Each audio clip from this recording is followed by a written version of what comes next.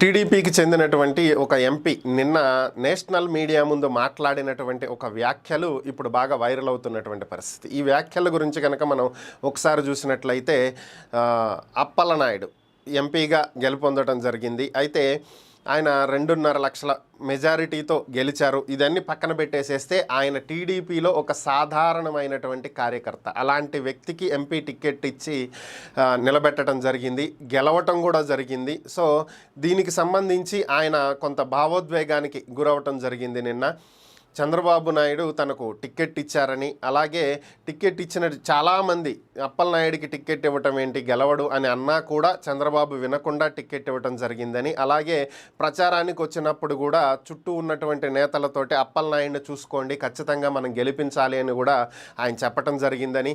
అయితే ఇలాంటివన్నీ సాధారణంగా పార్టీ అధినేతలు చెప్తూనే ఉంటారు. అభ్యర్థిని నుంచోబెట్టారు కాబట్టి అతను గెలిపించుకోవటం కోసం చుట్టూ ఉండే నాయకులకి ప్రచార సందర్భంలో చెప్పడం అనేది సహజంగా జరిగేటువంటి అంశమే. కాబట్టి నేను కూడా అలాగే లైట్ తీసుకుంటాం అంటే ఎంత ప్రత్యేకమైన అభిమానం ఏముంది దీంట్లో, మామూలుగా చెప్పే మాటలేగా అనే విధంగానే చూశాను.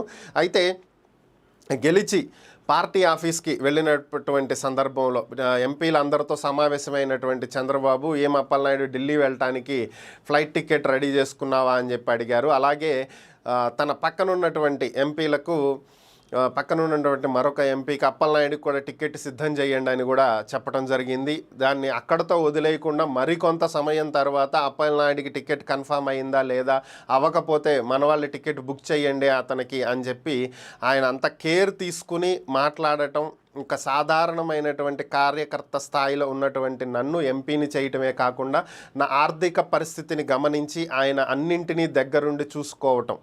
సో ఇవన్నీ నాకు చాలా భావోద్వేగానికి గురి చేశాయి. ఒక పార్టీ అధినేత స్థానంలో ఉన్నటువంటి వ్యక్తి ఒక సాధారణ కార్యకర్తను గుర్తు పెట్టుకుని ఇంతలా అభిమానించే విధంగా ఇంతలా చూస్తారు అని అయితే నేను ఊహించలేదు. మరో జన్మంటూ ఉంటే టీడీపీకి సేవ చేసుకుంటానికే పుడతాను అని చెప్పి ఆయన మీడియా ముందు మాట్లాడినటువంటి వ్యాఖ్యలు ఇప్పుడు వైరల్ అవుతున్నటువంటి పరిస్థితి.